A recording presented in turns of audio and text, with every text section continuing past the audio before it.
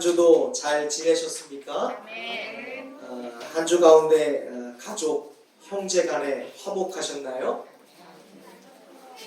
한 가정학자가 가정 행복 비결을 묻는 사람에게 이런 말을 했습니다.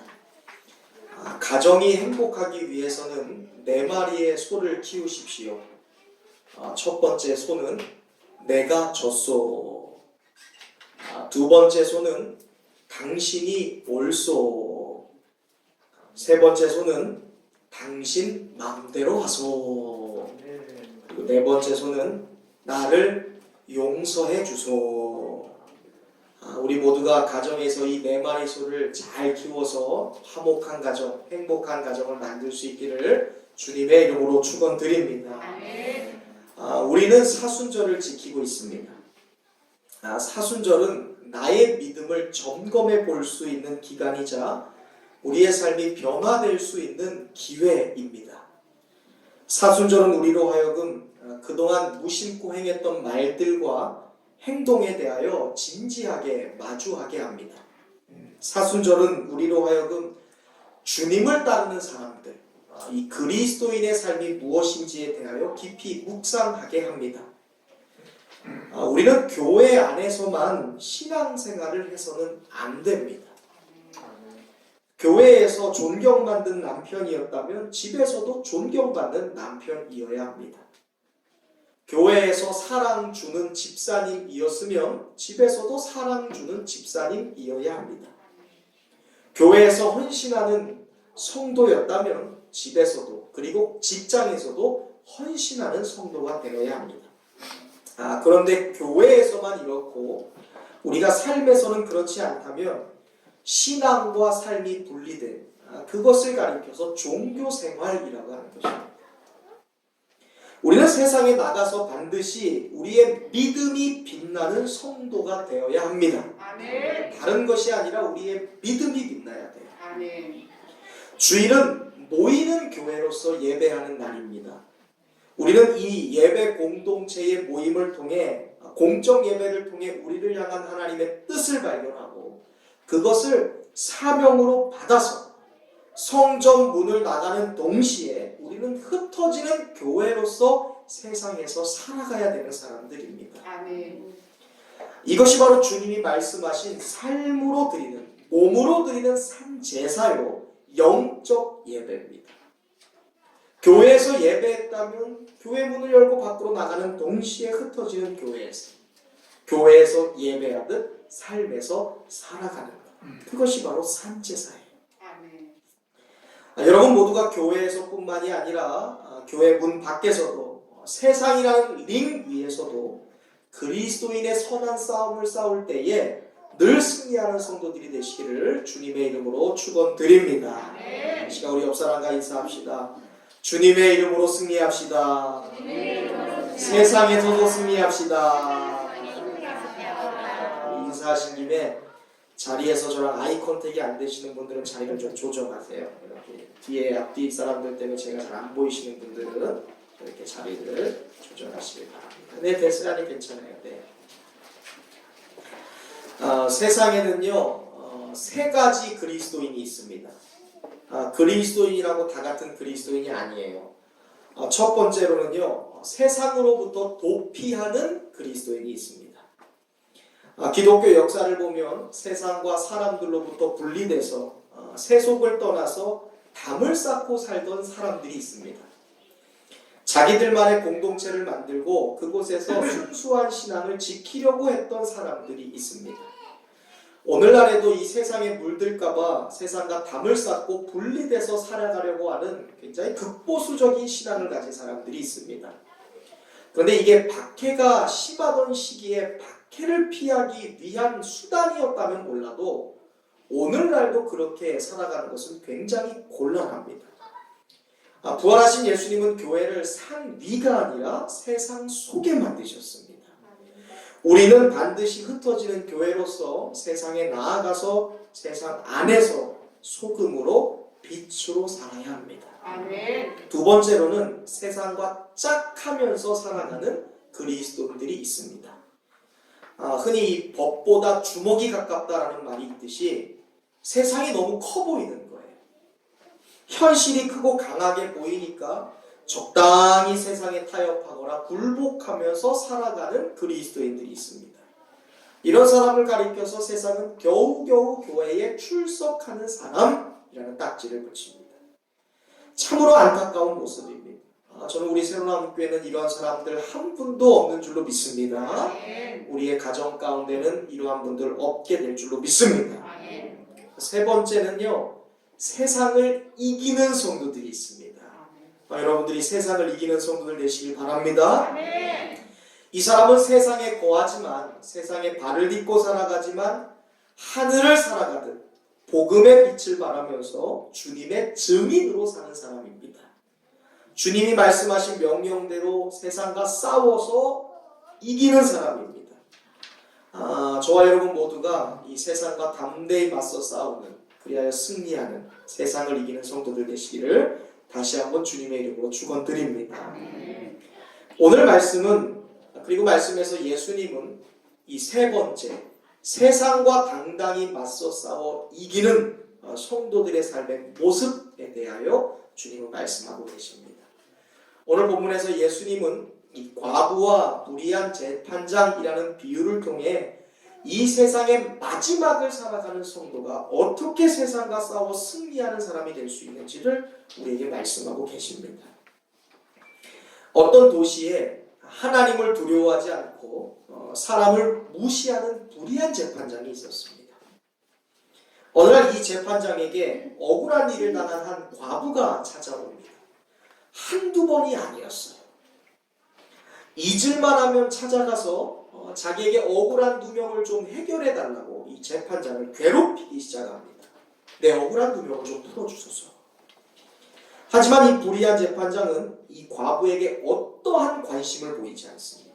5절 말씀에 보면 오히려 그녀를 번거롭게 생각했다라고 말씀하고 있어요. 그래서 그런지 철저히 이 여인을 무시했고 거들떠보지도 않습니다. 그런데 예수님의 말씀에 전개가 달라집니다. 시간이 흐릅니다. 재판장의 생각이 뒤바뀌는 일이 일어났어요. 4절부터 5절에 나와 있는데 어떻게 이 재판장의 생각이 달라지게 되고 있는지 우리 한번 말씀을 좀 읽어보겠습니다. 4절부터 5절의 말씀입니다. 함께 읽습니다. 시작. 그가 얼마 동안 듣지 아니하다가 후에 속으로 생각하되 내가 하나님을 두려워하지 않고 사람을 무시하나 이 과부가 나를 번거롭게 하니 내가 그 원한을 풀어주리라. 그렇지 않으면 그를 와서 나를 괴롭게 하리라 하느니라. 아멘. 이 과부가 매일같이 자신을 찾아왔죠. 그리고 끈질기게 나의 원한을 좀 풀어주세서 요청하니까 재판장이 속으로 그런 생각을 했어요. 야, 내가 하나님을 이렇게 두려워하지 않나? 내가 이렇게 사람을 무시해도 되나? 이런 이야기 생각을 하게 됩니다. 그리고 자신이 이 여인의 청을 들어주지 않으면 100번이고 1000번이고 자기를 찾아오겠다라는 생각을 하게 됩니다. 그래서 하는 수 없이 이 재판장이 내가 과부의 원한을 풀어줘야 되겠다라는 생각을 하게 됩니다. 그렇게 그 이야기가 맞춰지게 되죠. 예수님은 이 비유를 마치시면서 마지막 8절에 우리에게 이런 질문을 던지세요. 그러나 인자가 올 때에 세상에서 믿음을 보겠느냐?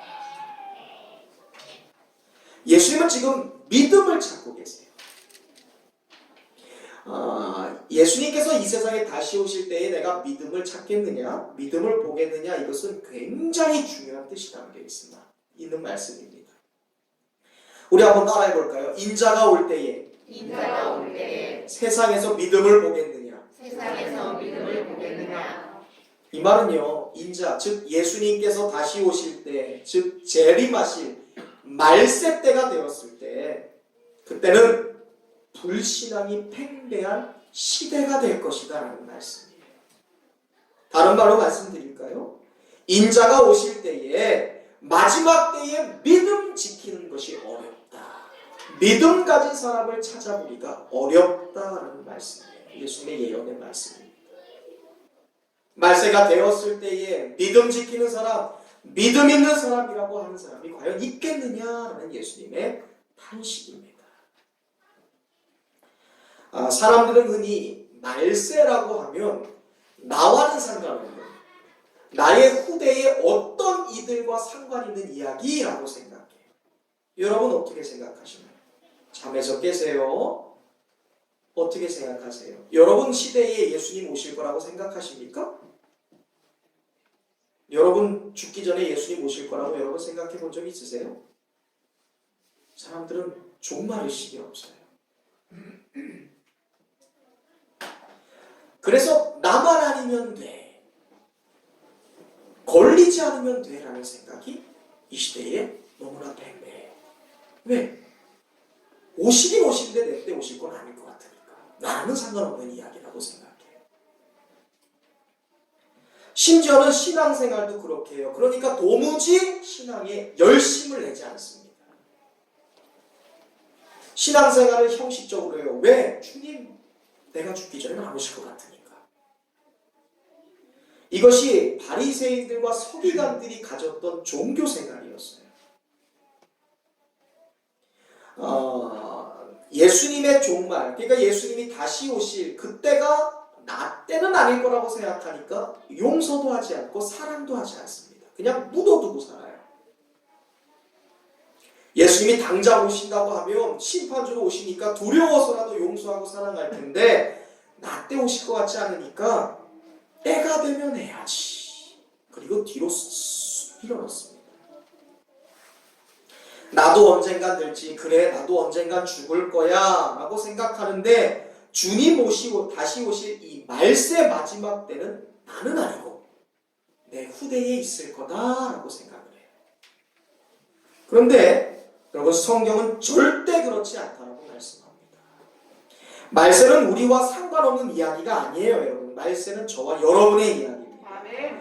예수님께서 2020년 전 이 땅에 처음 오실 때 말세는 이미 시작되었어요. 하나님이 참고 참으시다가 예수님을 보내신 거예요. 말세의 시작입니다. 그것이 성탄이었어요. 그리고 지금은 말세의 끝을 향해 달려가고 있는 거예요. 기차는 멈추지 않습니다. 기차는 더 빨리 달리고 있어요. 이때 예수님이 그러한 시대 가운데 믿음을 보겠느냐, 믿는 자들이 과연 있겠느냐라고 예수님이 탄식하고 계세요. 말세에 믿음을 보겠느냐라는 것은 말세에 믿음 지키는 사람이 많지 않다라는 것입니다. 말세 내가 세상에서 믿음을 보겠느냐라는 말씀은 말세의 끝까지 흔들리지 않고 믿음의 길을 가는 사람을 찾기가 힘들 것이라는 예수님의 우려의 말씀. 말세 때가 되어 끈기 있게 기도하는 사람이 많지 않을 거다라는 예수님의 선언이시기도 하죠. 하루를 천년같이 여기면서 인내하신 하나님이 있습니다. 그분의 은혜로 예수님의 재림이 지연되면 지연될수록 오히려 많은 성도들이 낙심하고 오히려 흔들리게 될 거예요. 이 일에 대한 증거가 있습니다. 이미 예수님은 마태복음 25장에서 예수님이 10처녀의 비유를 하십니다. 말세가 되면 사람들이 이럴 것이다. 이미 이 사건에 대하여 이 세태에 대하여 예수님이 예언하셨어요. 처녀들이 자신의 신랑을 기다립니다. 그런데 신랑이 더디 오니까 이 처녀들이 다 졸면서 잤다라고 마태복음 25장에 되어 있어요. 이것이 말세 때의 성도들의 모습인 거예요. 그리스도인의 모습. 재림주께서 더디 오시니까 다 이불 깔고 졸고 있었더라. 이것이 말세의 모든 성도들이, 많은 성도들이 세상의 풍조에 빠져서 영적 잠을 자게 될 것이다 라는 말씀입니다. 지금 우리가 이런 시대 속에서 너도 나도 신앙생활이라는 것을 하고 있어요. 참 어려운 시기입니다. 하지만 성도 여러분, 주님의 재림이 우리에게는 더디 느껴진다 하더라도 때가 되면, 하나님의 때가 오면, 하나님의 때가 되면 반드시 그날은 오게 되어 있는 줄로 믿습니다. 아멘. 하나님이 내정하신 때가 되면 반드시 주님이 오시는 것은 성취될 거예요. 주님께서 오셔서 반드시 양과 염소를 가르십니다. 아멘. 예수님께서 알곡과 쭉 정의를 나누실 때가 온다는 거예요. 요한계시록 2장 16절입니다. 그러므로 회개하라. 그리하지 아니하면 내가 너에게 속히 가서 내 입의 검으로 그들과 싸울지라. 3장 11절 내가 속히 오리니 내가 가진 것을 굳게 잡아 아무도 너의 면류관을 빼앗지 못하게 하라. 22장 7절 보라 내가 속히 오리니 이 두루마리의 예언의 말씀을 지키는 자는 복이 있으리라 하니라. 22장 12절 보라 내가 속히 오리니 내가 줄 상이 나에게 있어 각 사람에게 그가 행한 대로 갚아주리라. 속히 온다. 속히 오신다. 성경에서 수도 없이 말씀하고 계세요. 그때까지 믿음을 잃지 않고 깨어 기도하는 성도들은 마침내 구원받게 될 줄로 믿습니다. 예수님은 믿음을 찾고 계세요. 세상에서 믿음을 보겠느냐? 구원받은 자들, 소위 말해서 내가 구원받았다라고 말하는 사람들, 겉모습과는 다르게 극히 소수일 수 있다라는 경고예요. 믿는다고 다 믿는 것이 아니다라는 것입니다. 저는 저와 여러분이 이 극히 소수 중에 소수가 될 수 있기를 주님의 이름으로 축원드립니다. 성경에 보면 하나님의 심판과 멸망 중에 구원받은 사람은 다수가 아니었어요. 소수입니다.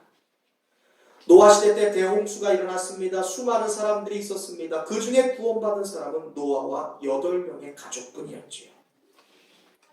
출애굽 1세대 중에 가나안 땅에 들어가는 것을 허락받았던 사람은 300만 명에 달하는 백성이 아니라 1세대 중 유일하게 여호수아와 갈렙뿐이었어요. 소돔과 고모라 성이 불과 유황으로 심판받을 때 그곳에서 노임받은 사람 단지 롯의 가족뿐이었다는 사실을 기억하시고 하나님이 찾으시는 믿음의 사람, 그 소수의 사람이 될 수 있기를 주님의 이름으로 축원드립니다. 그러기 위해서는 우리가 해야 할 일은요, 우리가 시대를 분별하는 일이에요. 과연 오늘 우리가 살고 있는 시대가 어떠한 시대입니까? 예수님은 인자의 때가 노아의 때와 같고 인자의 때가 소돔 고모라가 멸망할 때와 똑같다라고 말씀하셨습니다. 누가복음 17장 26절 이하입니다. 노아의 때에 된 것과 같이 인자의 때에도 그리하리라. 노아가 방주에 들어가는 날까지 사람들이 먹고 마시고 장가 들고 시집가더니 홍수가 나서 그들을 다 멸망시켰으며 또 롯의 때와 같으니 사람들이 먹고 마시고 사고 팔고 심고 집을 짓더니 롯이 소돔에서 나가던 날에 하늘로부터 불과 유황이 비오듯 하여 그들을 멸망하였느니라. 예수님의 때 말세도 똑같다는 거예요. 몰라요. 지금 시대가 그렇습니다. 사람들은 온통 노아의 시대처럼 먹고 마시는 일에만, 장가하고 시집가는 일에만 푹 빠져 삽니다. 롯의 시대처럼 먹고 마시고 사고 팔고 심고 짓는 일에만 빠져서 삽니다. 그것이 인생의 목적이 되었어요. 이런 불신앙의 시대에 우리는 분별해서 구별된 거룩한 삶을 살아야 됩니다. 아멘. 주님의 말씀 로마서 12장 2절 너희는 이 세대를 본받지 말고 오직 마음을 새롭게 하여 변화를 받아 하나님의 선하시고 기뻐하시고 온전하신 뜻이 무엇인지 분별하도록 하라. 아멘. 디모데후서 3장 1절 이하에 보면 마지막 때가 되었을 때 주님 재림하실 그 마지막 말세가 되었을 때 사람들의 마음은 강팍해질 것이다 라고 말씀하셨어요. 물질적으로는 풍요로운데 마음은 여유가 없다고 말씀하셨습니다. 사람들이 자기 자신만을 사랑할 것이라고 말씀하셨어요. 도무지 감사가 없습니다. 그리고 불평, 불만이 있습니다. 사람들이 사나워져요. 싸움이 있습니다. 성냄이 있습니다. 쾌락 사랑하기를 하나님 사랑하는 것보다 더하다라고 말씀하고 있어요. 정확하게도 이 모든 것이 오늘 우리가 살아가는 이 말세에 일어나는 일들이에요. 지난 주간에 뉴스를 보셨을 것입니다. 미성년자들을 포함한 여성들을 착취하여 성적 노예로 삼았다. 엠번방의 운영자였던 이 조주빈이라는 청년. 이 청년이 경찰 조사를 마치고 포토라인 앞에 섰을 때 인터뷰했던 내용 여러분 들으셨을 거예요. 25살짜리 청년이에요. 그의 입에서 나온 말이 멈출 수 없던 악마의 삶을 멈춰줘서 감사하다 했어요. 자신의 삶을 청년이 악마적 삶이라고 정의했어요. 고작 25살입니다. 악마의 삶. 저는 그런 생각을 했어요. 그의 삶이 악마적 삶이 되었던 동기는 어디에서 시작되었을까? 물론 하루아침에 되진 않았어요. 오랜 시간 동안 그 일들이 익숙해지도록, 그 일들이 나에게 자연스러워지도록 숙성되는 시간을 거쳤습니다. 죄의식이 느껴지지 않을 정도로, 미안함이 없을 정도로. 그리고 나서 자신이 악마적 삶으로 살게 되는 거예요. 자신을 파괴합니다. 방기합니다. 학대했습니다. 결국 그 파괴된 악마적 삶이라는 것이 가해자가 되어 또 다른 피해자를 양산시키고 자신과 똑같은 또 다른 무시무시한 악마들을 양산해내고 있었어요. 조주비의 후계자가 16살이라는 걸 여러분 알고 계시죠? 우리 자녀들의 미래예요.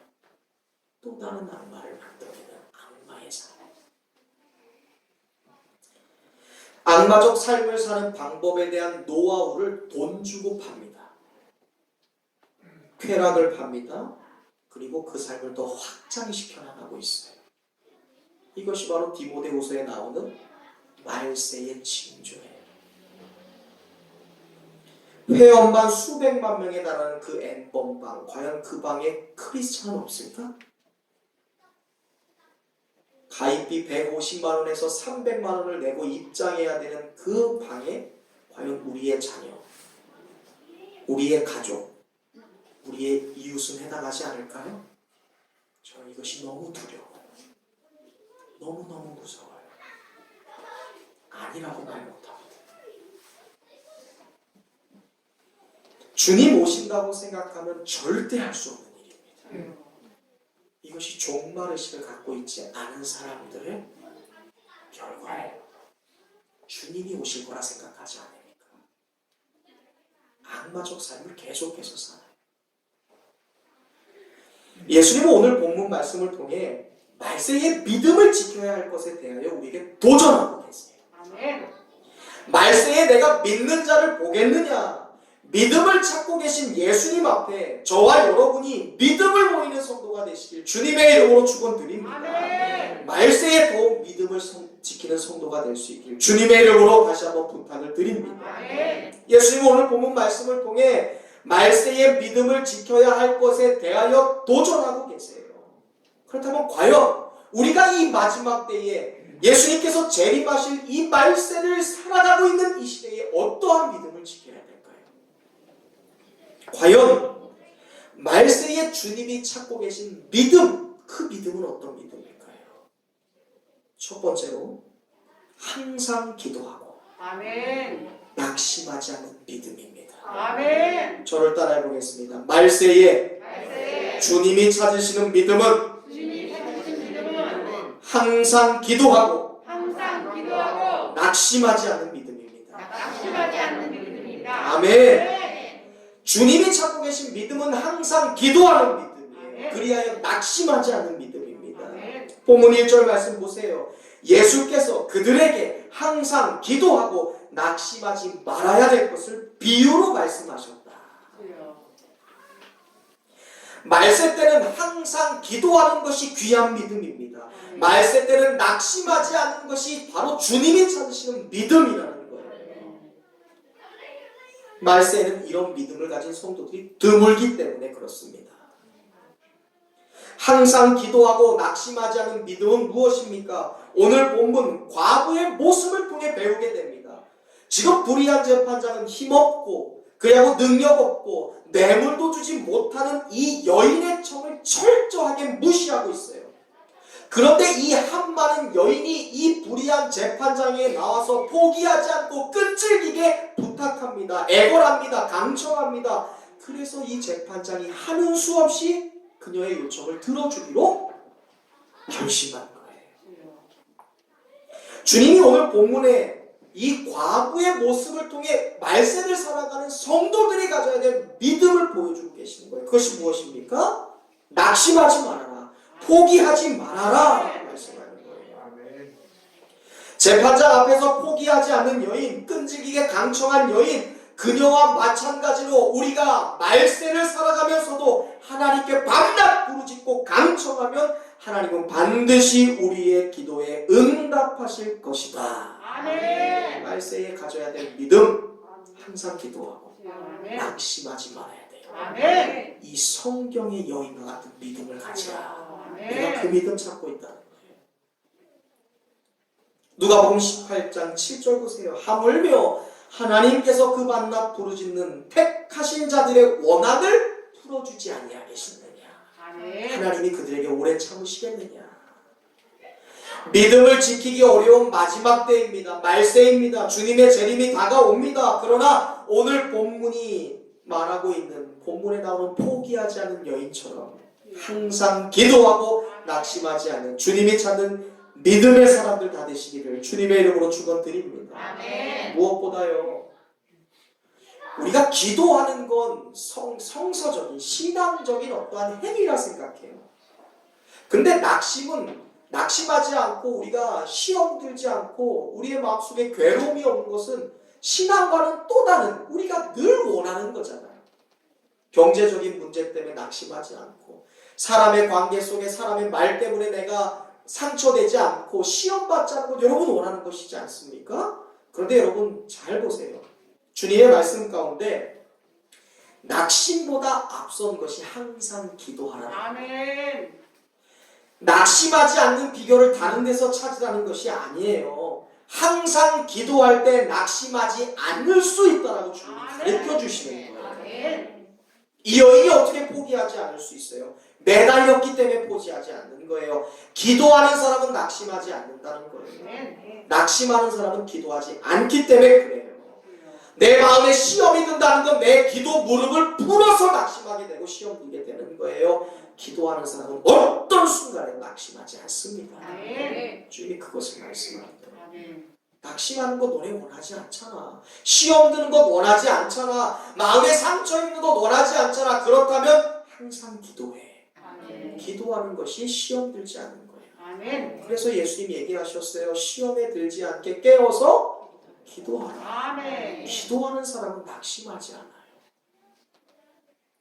그러므로 사랑하는 성도 여러분, 어떠한 순간에도 기도 무릎을 풀지 마시기를 바랍니다.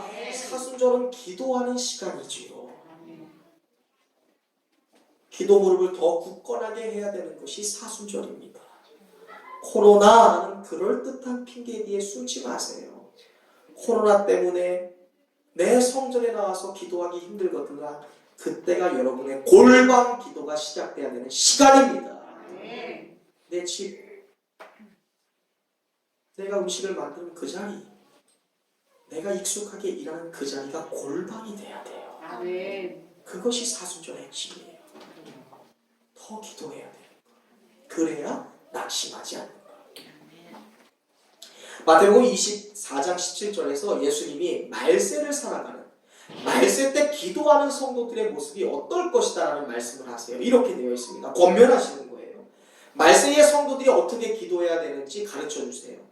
지붕 위에 있는 자는 집 안에 있는 물건을 가지러 내려가지 말며, 아멘. 밭에 있는 자는 겉옷을 가지러 뒤로 돌이키지 말지어다 라고 말씀하세요. 지붕 위에 있는 자는 집 안에 내려가지 말래요. 물건 가지러. 이게 굉장히 영적인 말씀입니다. 아멘. 잘 들어보세요. 전쟁이 일어났어요. 기근이 일어납니다. 지진이 나요. 난리가 났습니다. 말세 온갖 재난이 시작되었어요. 근데 집 안에 있는 물건 챙기러 내려가다가 죽음 당하지 말라는 거예요. 그래서 주님은 지붕 위에 있는 자 내려가지 말라라고 말씀하세요. 이것을 영적으로 해석하면 집 안에 있는 물건을 가지러 내려가는 것은요, 세속의 마음 빼앗기지 말라는 경고입니다. 아멘. 육신의 정욕과 세상 일에 빠지지 말라는 거예요. 아멘. 그렇게 살면 그날에 화를 당하게 된다는 거예요. 왜? 전쟁이 나는데 기근이 나는데 무슨 물건 가지러 내려가요. 또한 지붕에 있는 자라는 것은요, 기도하는 것을 의미합니다. 성경에 보면 유대인의 많은 역사 가운데서 유대인들은 자기네 집의 지붕을 기도하는 처소, 골방으로 삼았습니다. 베드로도요, 바울도요, 지붕에 올라가서 기도했어요. 지붕 위에 있는 자라는 것은 기도하는 사람을 말하는 거예요. 말세에 기도하는 사람은 새 속에 휘둘리지 말라는 거예요. 기도를 멈추지 말라는 거예요. 아멘. 주님은 절대로 육신의 일 때문에, 세상의 일 때문에 기도를 멈추는 일을 하지 말라고 말씀하세요. 아멘. 사랑하는 성도 여러분, 지금이야말로 기도할 때입니다. 아멘. 지금은 우리는 국가적으로, 가정적으로, 개인적으로 여러 가지 면의 위기에 직면해 있습니다. 그러나 인간의 위기가 하나님께는 기회가 되는 것입니다. 인간의 끝이 하나님께는 시작이 되는 것입니다. 그러므로 하나님이 하시면 되고, 아멘. 예수가 해답이고 기도가 방법이에요. 아멘. 그러므로 이 마지막 때에 기도 무릎 풀지 마세요. 아멘. 항상 기도함으로 어떠한 일을 만나도 낙심하지 않는 주님이 찾으시는 믿음의 사람들 되시길 바랍니다. 아멘. 항상 기도하고 낙심하지 않은 믿음, 아멘. 주님이 찾으시는 믿음이에요. 두 번째, 주님이 찾으시는 믿음이 무엇입니까? 이 마지막 때에 주님은 어떠한 믿음을 찾고 계십니까? 저를 따라서 고백합니다. 하나님만 믿고 하나님만 믿고 하나님만 의지하는 믿음. 하나님만 의지하는 믿음. 아멘. 아멘. 이 마지막 때에 하나님이 찾으시는 믿음은요, 오직 하나님만 믿는 거예요. 아멘. 그리고 하나님만 의지하는 거예요. 아멘. 남편 믿는 것처럼 어리석은 일 없습니다. 아내 믿는 것처럼 어리석은 일 없어요. 부모 자식 믿는 것처럼 어리석은 일이 없어요. 사람은요, 끝까지 못해요. 하나님만 믿으라는 것. 그것을 예수님 말하는 것. 재판장이 이런 말을 해요. 5절, 이 과부가 나를 번거롭게 하니 내가 그 원한을 풀어주리라. 그렇지 않으면 그녀가 어떻게 해요? 나를 늘 와서 괴롭힐 것이다. 아무리 항변합니다, 강청을 해도 자신을 떠들어보지도 않아요. 자기를 거들떠보지도 않습니다, 재판장이. 그런데 이 과부가 왜 매일같이 이 재판장을 찾아가서 간청하고 애원하고 있을까요? 그것은 믿을 사람이라고 누구밖에 없어요? 그래도 재판장밖에 없는 거예요. 자신의 억울한 원한을 풀어줄 사람이요, 자식도 아니고 아버지도 아니고 남편도 아니고 재판장밖에 없어요. 아무리 불의한 재판장이라 할지라도 다른 방법이 없는 거예요. 그러니까 거절당하고 거절당해도 무시당해도 재판장을 찾아가는 거예요. 그리고 수단 방법을 다 동원해서라도 강청하는 거예요. 유일한 기회니까. 주님은 오늘 우리가 이 여인의 태도를 반드시 배워야 된다고 말씀합니다. 아멘. 예수님이 찾으시는 믿음, 오직 하나님만 의지하고 하나님만 믿는 믿음. 하나님만이 하실 수 있으니까. 아멘. 하나님만이 치료하실 수 있으니까. 아멘. 하나님만이 해결하실 수 있으니까. 하나님만이 세워주실 수 있으니까. 아멘. 정말이잖아요. 과연 말세의 성도들이 이 믿음을 갖겠느냐라고 주님이 지금 굉장히 우려하고 계세요. 과연 너희가 그 어려운 인생의 말세에, 시대적인 말세에 하나님만 믿겠니? 하나님만 의지하고 있니? 주님이 이것을 우리에게 말씀하고 계시는 거예요. 돈이 없으면 몸으로 때운다라는 말이 있죠. 형편이 어렵고 힘들면 당연히 하나님을 의지할 수밖에 없어요. 그런데요, 배부르고 등 따수면요, 교회 안 나와요. 100%입니다. 그러니까 여러분, 허황된 돈 버리세요. 생기는 순간 하나님 떠납니다. 세상의 즐거운 오락들, 쾌락들, 그거 빠지는 순간 하나님 등한시하게 되어 있어요. 그게 타락한 인간에게 생긴 비애라 그래요. 하나님 앞이 아닌 세상에 의지할 것이 많아지는 말세가 되면 될수록 이 과부처럼 부르짖지 않아요. 육신의 삶이 편리해지죠. 우리의 삶이 풍요로워지면서 영적인 삶은 중요하지 못하게 느끼게 되는 거예요. 그러니 예수님이 말세에 믿음을 보겠느냐라고 말하는 거예요. 세상에 즐거움 많거든요. TV가 나를 유혹하거든요. 마시는 외식이 나를 유혹하고 있거든요. 교회로 야외로 나가서 바람을 쓰는 그것이 나를 유혹하고 있거든요. 그러니까 신앙생활의 중요성을 못 느껴요. 이것이 주님이 말씀하는 믿음이 없는 세대입니다. 말세가 될수록 믿음은 점점 약해져요. 신앙생활이 액세서리가 됩니다. 주님은 이런 경계를 하고 계시는 거예요. 마지막 때가 가까울수록 우리가 믿음을 가진 자들이 될 수 있기를 바랍니다. 오직 하나님만을 믿고 하나님만을 의지할 수 있기를 바랍니다. 이 여인이 유일한 희망인 재판장을 의지했던 것처럼 오직 하나님만 믿고 의지하는 믿음으로 믿음을 찾으시는 하나님께 발견되어지는 저와 여러분이 되시길 주님의 이름으로 축원드립니다. 마지막 세 번째, 주님이 찾고 있는 믿음은요, 따라해 보겠습니다. 자비로우신 하나님을 믿는 믿음입니다. 이 마지막 때에 하나님이 예수님이 찾으시는 믿음, 자비로우신, 인내하신, confession, 긍휼하신 하나님을 찾는 믿음, 그분을 의지하는 믿음이에요.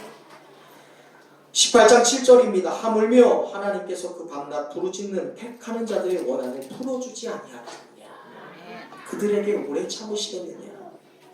여러분, 이 말씀의 결론 요지가 뭐라고 생각하세요?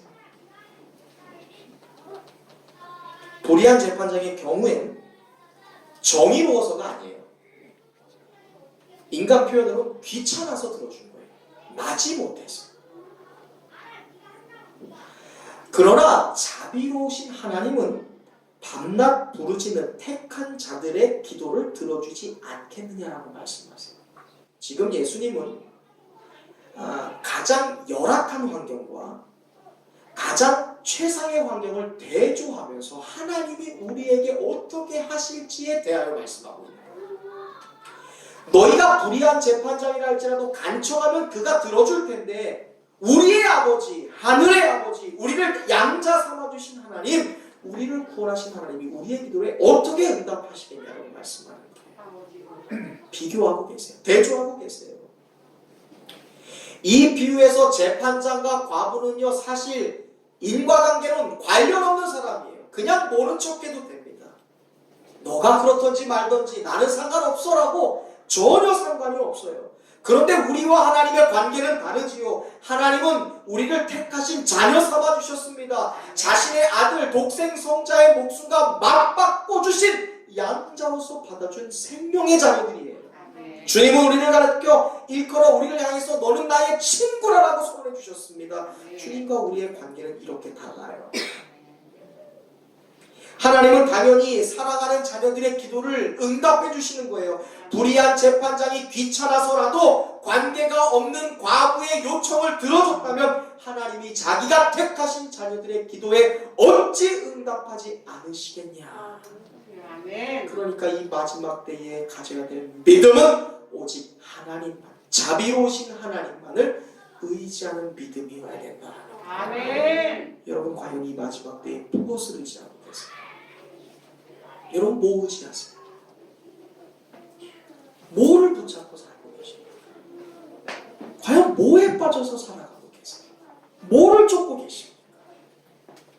우리가 이 마지막 때에 우리가 의지할 일, 우리가 바라봐야 될 유일한 하나님만을 의지하고 살아가시길 주님의 이름으로 축원드립니다. 아멘.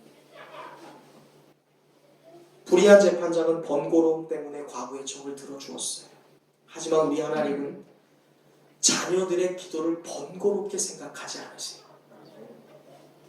하나님은 기도에 응답해 주시기를 원하고 계세요. 아멘. 우리의 기도가 출발한 동시에 하나님의 응답은 우리에게 이미 떨어지고 있어요. 여러분, 이것을 믿어야 돼요. 아멘. 우리가 하나님께 기도한 순간 하나님은 이미 준비하고 계셨거나 기도의 응답을 우리에게 보내고 계세요. 그러나 우리가 믿음이 없어서 이 응답이 지연되고 있을 뿐이에요.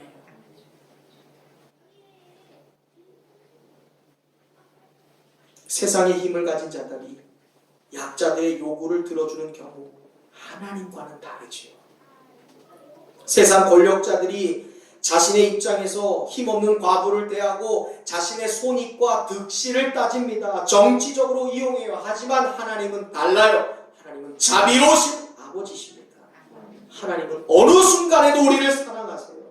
좋은 것을 주고 싶어서 안달이 나신 분이 하나님이세요.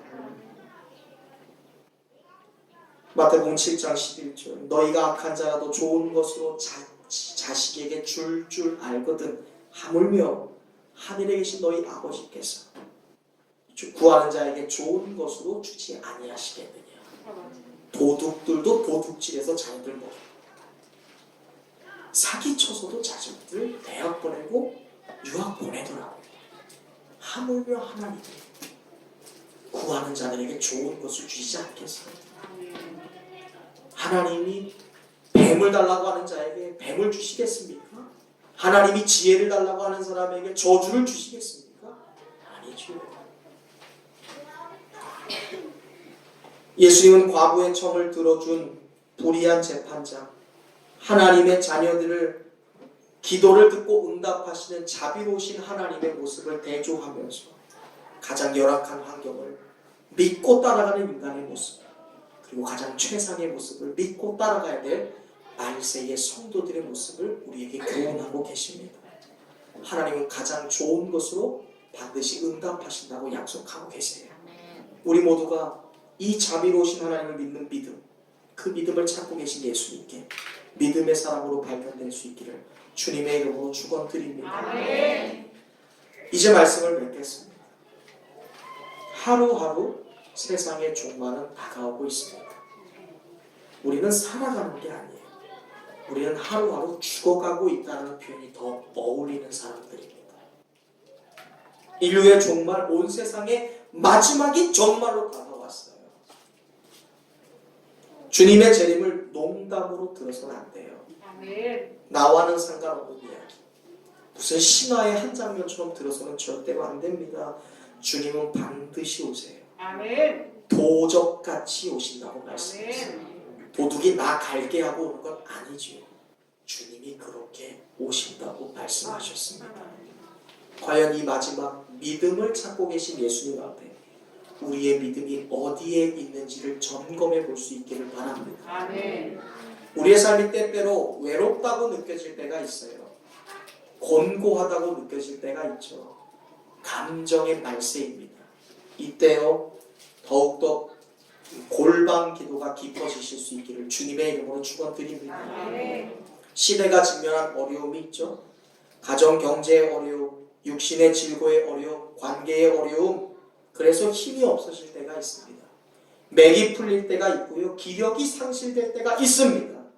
그럴 때일수록 오히려 기도 무릎을 굳건하게 하는 성도들 되시기를 주님의 이름으로 축원드립니다. 아멘. 어떠한 경우에도 낙심하지 않는 성도, 기도하는 성도, 어떠한 경우에도 하나님만 믿고 의지하는 믿음을 가진 성도, 어떠한 경우에도 자비하시고 인자하시고 긍휼하신 하나님을 믿는 믿음을 가지시기를 축원드립니다. 아멘. 그렇게 마지막 때에 믿음을 찾고 계신 주님 앞에 믿음 있는 사람들로 발견되어지는 모든 성도들과 가족들 되시기를 주님의 이름으로 축원드립니다. 아멘. 축원드립니다. 아멘. 기도하겠습니다.